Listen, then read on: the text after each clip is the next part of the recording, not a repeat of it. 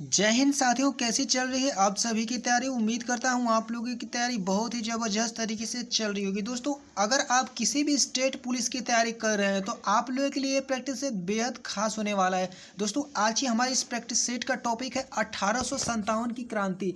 तो दोस्तों, 1857 की क्रांति में जितने भी क्वेश्चन बनने वाले यहाँ से क्वेश्चन पूछे जाते हैं।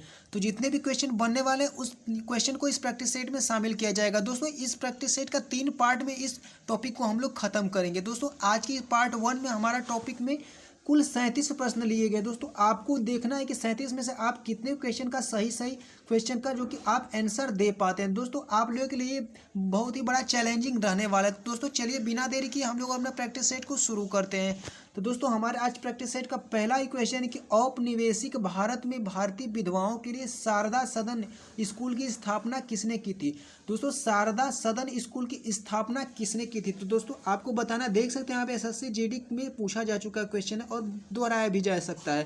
तो दोस्तों, शारदा सदन स्कूल की स्थापना किसने की थी। तो ये पंडित रमाबाई की ने की थी।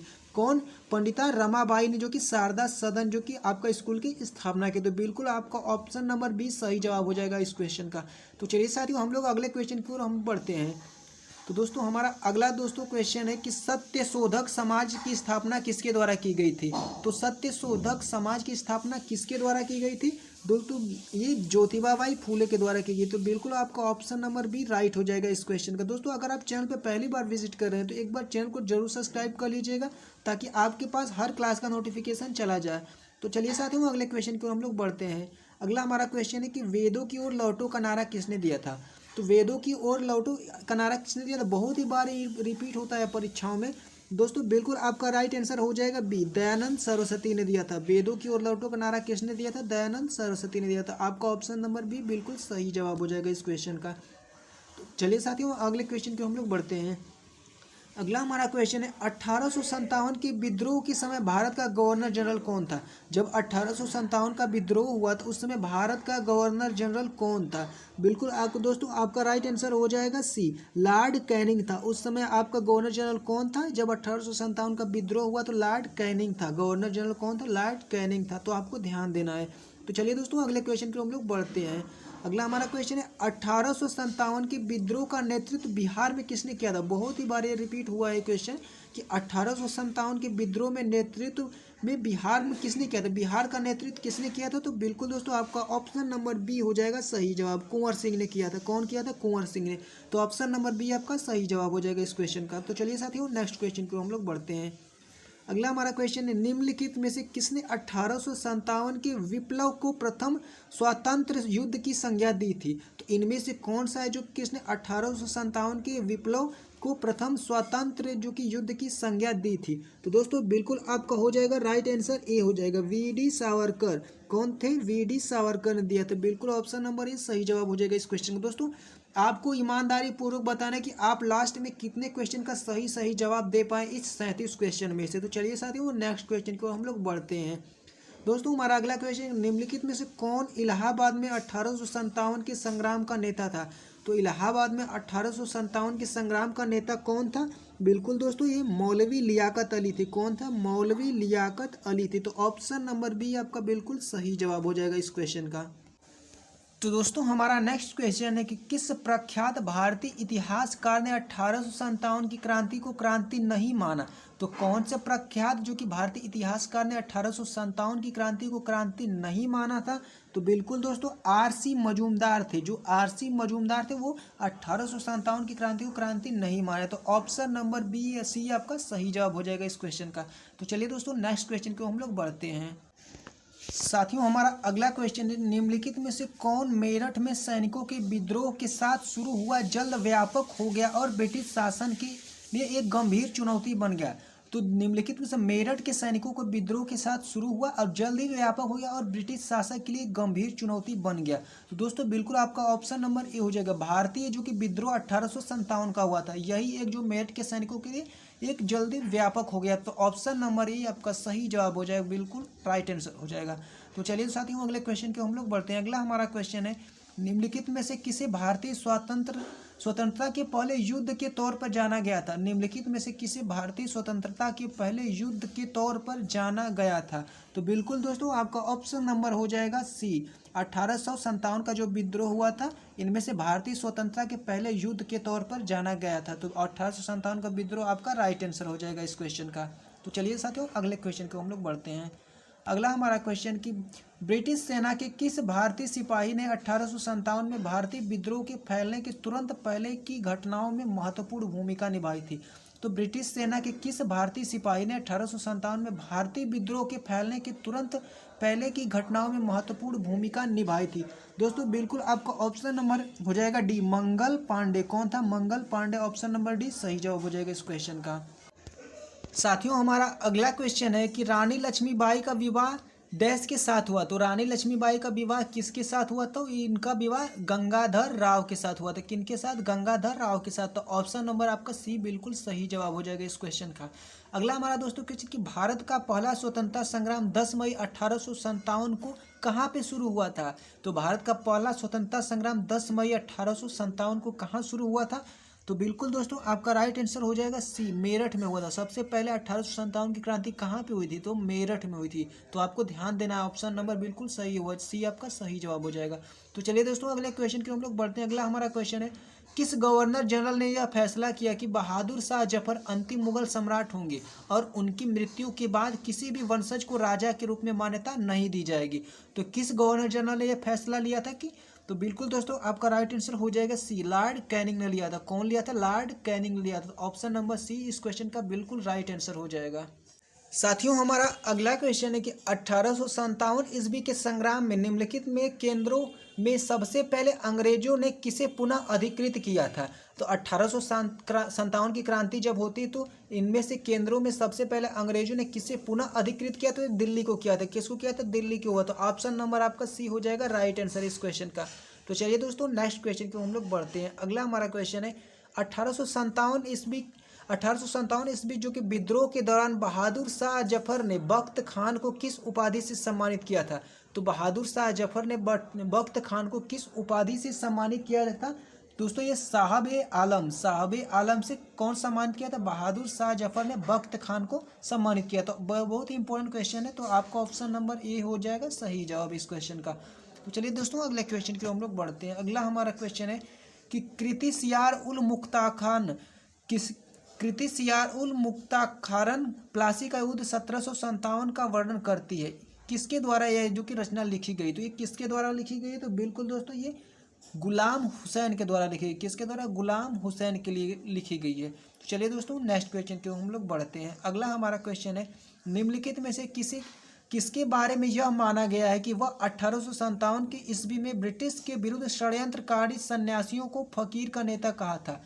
तो इनमें से किसको माना गया कि 1857 में ब्रिटिश के विरुद्ध षड्यंत्रकारी सन्यासियों और फकीरों का नेता था? तो कौन था फकीरों का नेता और सन्यासी का? ये बहादुर शाह द्वितीय था। कौन सा? बहादुर शाह द्वितीय था। तो बिल्कुल ऑप्शन नंबर बी सही जवाब हो जाएगा। इस क्वेश्चन को आपको ध्यान देना है। दोस्तों हमारा अगला क्वेश्चन कि 1857 के विद्रोह को अंग्रेजों ने आखिरकार कब दबाया था? तो 1857 के विद्रोह को अंग्रेजों ने आखिरकार कब तक दबाया था? तो ये 1859 तक दबाया था। तो बिल्कुल ऑप्शन नंबर आपका ये सही जवाब हो जाएगा इस क्वेश्चन का। अगला हमारा क्वेश्चन साथियों कि स्वतंत्रता की पहली चिंगारी किसने प्रज्वलित की थी जिसके कारण 1857 के विद्रोह की शुरुआत की थी? बहुत ही इंपॉर्टेंट क्वेश्चन है कि स्वतंत्रता की पहली चिंगारी किसने प्रज्वलित की थी जिसके कारण 1857 का विद्रोह हो गया था? तो दोस्तों ये किसने किया था? ये मंगल पांडे ने किया था। कौन? मंगल पांडे ने किया। ऑप्शन नंबर सी आपका राइट आंसर हो जाएगा। नेक्स्ट हमारा दोस्तों क्वेश्चन है कि लखनऊ में 1857 के विद्रोह के नेतृत्व किसने किया था? तो लखनऊ में 1857 के विद्रोह का नेतृत्व किसने किया था? बिल्कुल दोस्तों आपका option number B, Begum Hazrat Mahal ने लखनऊ में जो कि इसका विद्रोह किया था। तो ऑप्शन नंबर बी आपका राइट आंसर हो जाएगा। अगला हमारा दोस्तों क्वेश्चन है कि 1857 में शाहमल ने किस स्थान पर विद्रोह का नेतृत्व किया था? 1857 में शाहमल ने किस स्थान पर विद्रोह किया था? तो बिल्कुल दोस्तों आपका राइट आंसर हो जाएगा ए, बड़ौत स्थान पर किया था। कहाँ किया था? बड़ौत स्थान पर। तो ऑप्शन नंबर ए आपका राइट आंसर हो जाएगा इस क्वेश्चन का। तो दोस्तों हमारा अगला क्वेश्चन है कि 1857 के विद्रोह जिसे भारत के प्रथम स्वतंत्रता संग्राम के रूप में भी जाना जाता था। 1857 का जो विद्रोह था वो हमारा प्रथम स्वतंत्रता संग्राम के रूप में जाना जाता था और इसके बाद भारत के अंतिम मुगल सम्राट बहादुर शाह जफर को निर्वासित करके कहाँ भेज दिया गया?